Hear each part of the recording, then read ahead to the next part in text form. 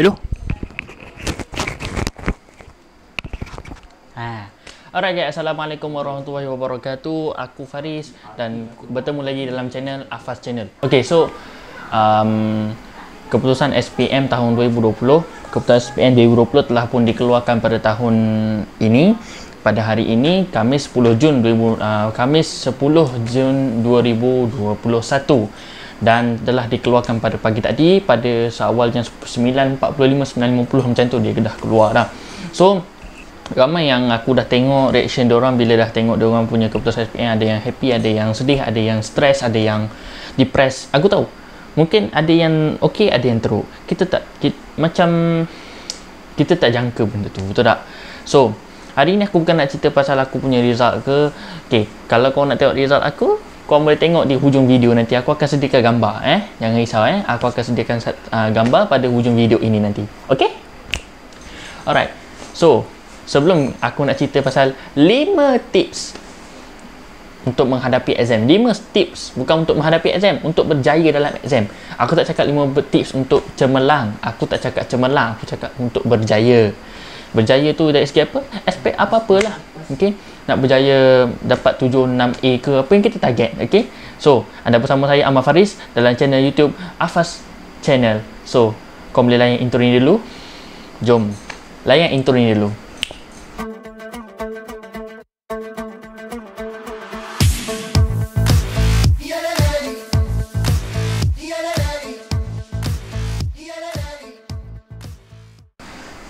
So, kau nak tahu 5 tips tu?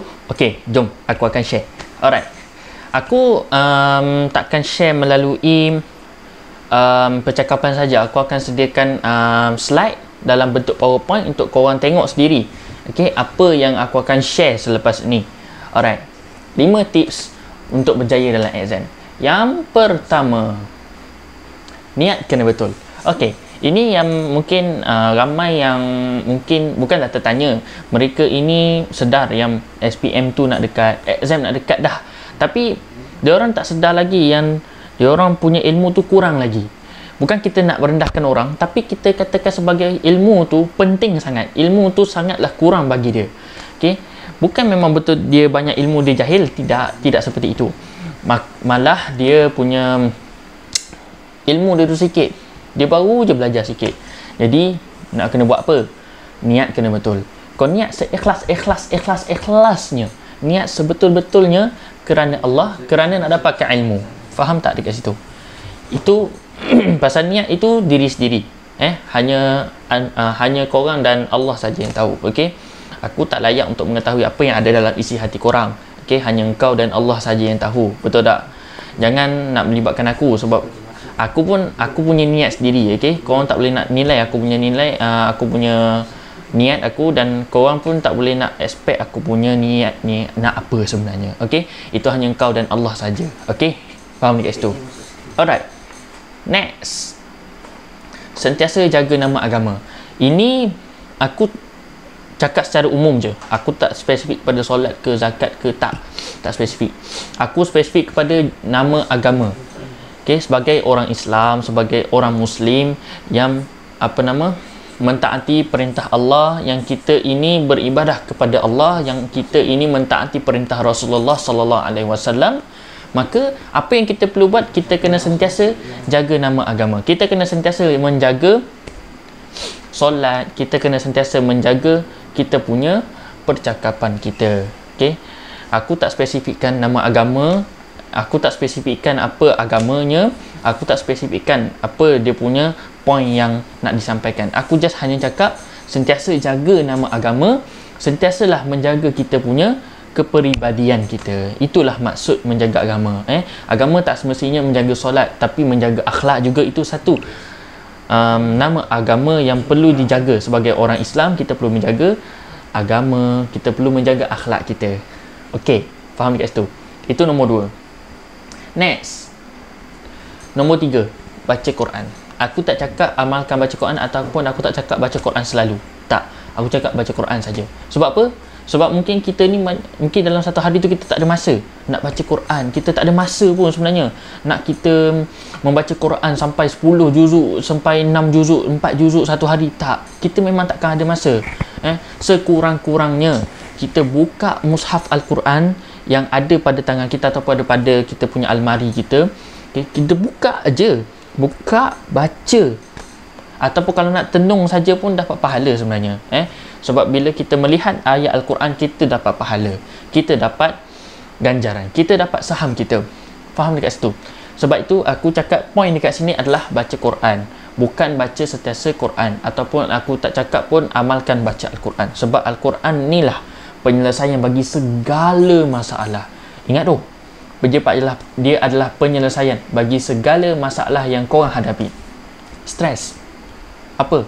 Depression, apa lagi? Masalah yang kau hadapi, masalah kewangan, masalah keluarga, masalah diri sendiri, depression, stres, apa semualah yang berkaitan dengan diri sendiri, yang berkaitan dengan masalah, baca Quran. Ingat itu, okey?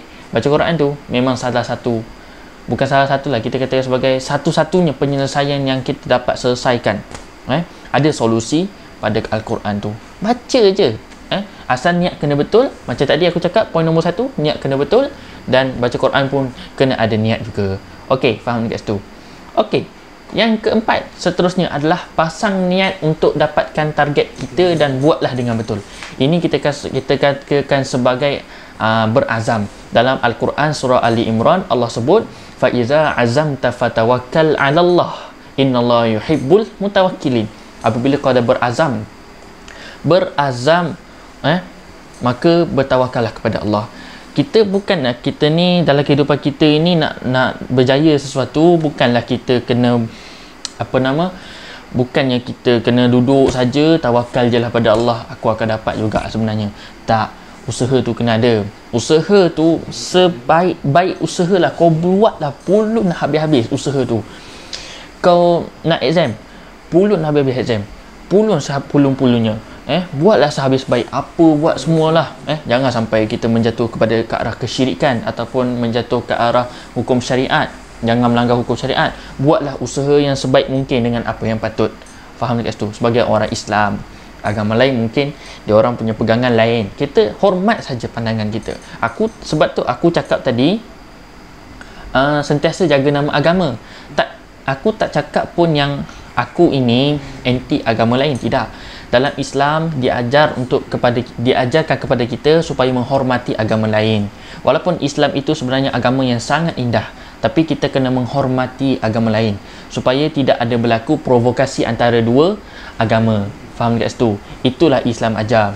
Okey, seperti mana kisah Nabi pada, tak silap aku, pada Piagam Madinah lah. Okey, Nabi tak menghalau pun sebenarnya orang Yahudi, orang kafir, bukan kafir Quraisy, orang Yahudi bangsa Arab Badui yang bukan Islam lah. Okey, Nabi tak menghalau pun mereka ini keluar daripada Madinah.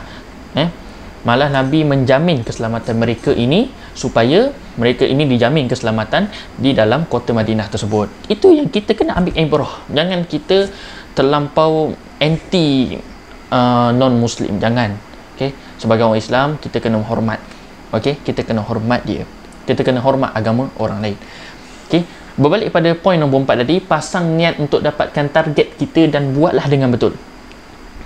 Macam tadi aku cakap pada ayat Al-Quran tadi, fa iza azamta fatawakkal 'ala Allah. Apabila kau dah berazam melakukan sesuatu, maka bertawakallah kepada Allah. Sesungguhnya Allah itu suka kepada orang yang bertawakal. Kita cuma usaha je. Kerja kita sebagai manusia, sebagai hamba Allah, cuma berusaha, cuma buat bersungguh-sungguh, cuma berazam untuk kita mendapatkan yang kita nak. Okey, selebihnya fa'alu lima yurid. Itu kerja Allah. Okey, nampak tak? Itu tips nombor 4. Dah nampak tak kan? Okey, dan last kali punya tips, selalu pelihara hubungan Allah dengan hubungan manusia. Dalam Al-Quran surah Ali Imran juga, hablu minallah wa hablu minan nas, bihabli minallahi wa habli minan nas. Okey, jaga hubungan dengan Allah, jaga hubungan manusia. Jaga hubungan dengan Allah ni macam mana? Dalam satu hadis diriwayatkan oleh Ibnu Abbas, okey, Nabi kata, ihfazillah yahfazka. Kau jaga Allah, Allah akan jaga kau. InsyaAllah. Percaya je kat aku. Kau jaga hak Allah, kau sentiasa solat, kau menjaga nama baik agama Islam, InsyaAllah, InsyaAllah, InsyaAllah Allah akan tolong kau, Allah akan jaga kau. Okey, faham tak dekat situ? Itu baru hubungan dengan Allah. Hubungan Allah ni mudah, tapi hubungan manusia ni payah. Termasuk ibu bapa, termasuk guru-guru, termasuk rakan-rakan, termasuk masyarakat sekeliling. Okey, kita kena jaga tau. Kita kena jaga kita punya komuniti kita. Kita kena jaga kita punya hubungan dengan komuniti, hubungan dengan ibu bapa. Kalau hubungan ibu bapa dah baik, hubungan dengan kawan-kawan kita macam mana? Okey, kalau hubungan kawan-kawan kita pun okey, maka hubungan dengan guru pula macam mana? Hubungan dengan guru pun tak elok, maka kehilangan berkat daripada guru tersebut, dia akan hilang sikit.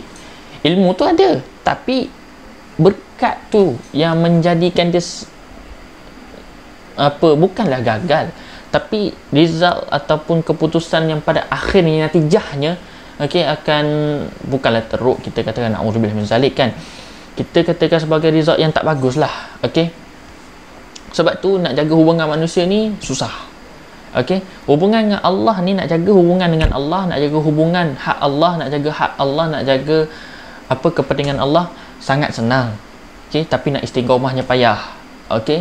Dia sangat senang untuk melakukan, tapi istiqomahnya payah. Tapi hubungan dengan manusia ni, nak buat payah, nak istiqomah pun payah. Kau ingat senang ke? Gitu. Sebab tu aku cakap tadi, hubungan dengan manusia ni bukan senang.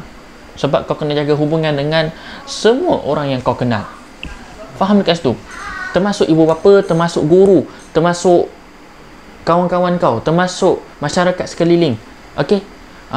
Kau ingat masyarakat yang kau kenal tu, kau ingat dia orang ni orang biasa-biasa je. Dia orang ada perasaan juga, dia orang manusia. Dia orang ni pun hamba Allah juga, yang ada hati, yang ada perasaan. Kau ingat kalau kau buat suka hati dengan dia, kau buat rosak dengan dia, kau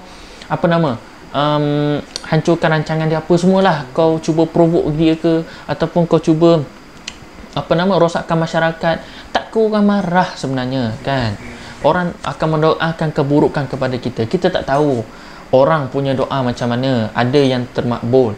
Mana tahu kalau antara masyarakat sekeliling yang ada tu, doa dia orang termakbul. Kalau kau buat jahat dengan dia orang, mana tahu kalau doa tu termakbul. Na'udzubillah min zalik. Tapi macam aku cakap tadi lah, hubungan manusia ni bukan senang nak jaga. Sebab tu kita kena sentiasa berbaik.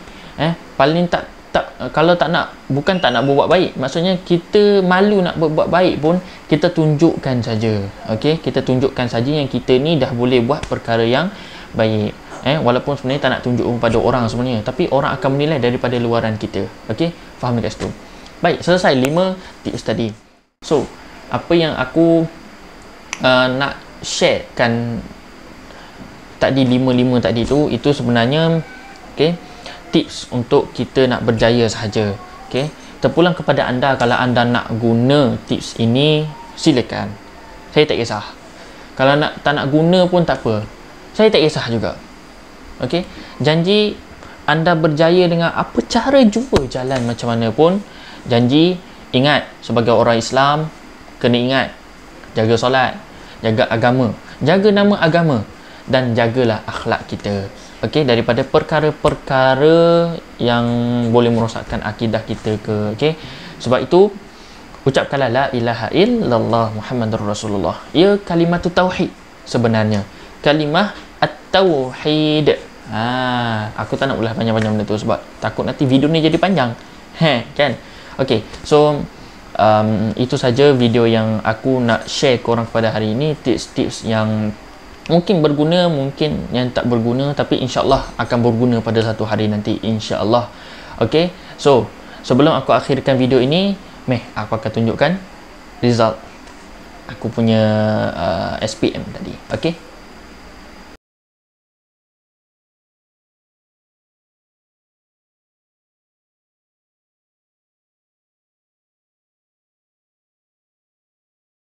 Macam mana? Dah. Walaupun sebenarnya tak berapa tinggi sangat, 8A 1C plus saja. 7A 1A minus 1C plus. Jadi totalnya 8A 1C plus lah kiranya. Tapi kira aku dah bersyukur dah, sebab yalah, dapat macam tu pun aku dah kira sangat-sangat bersyukur. Walaupun korang punya result macam mana pun, tetap kena bersyukur juga, sebab kita tak tahu kita punya nasib kita masa depan macam mana. Kita cuma merancang, tapi Allah saja yang tahu. Allah saja je yang boleh buat kerja ni. Kita hanya merancang usaha untuk ke arah ke depan, insya-Allah. Akhir kalam, Assalamualaikum, bye bye. Dah habis? Oh, okey.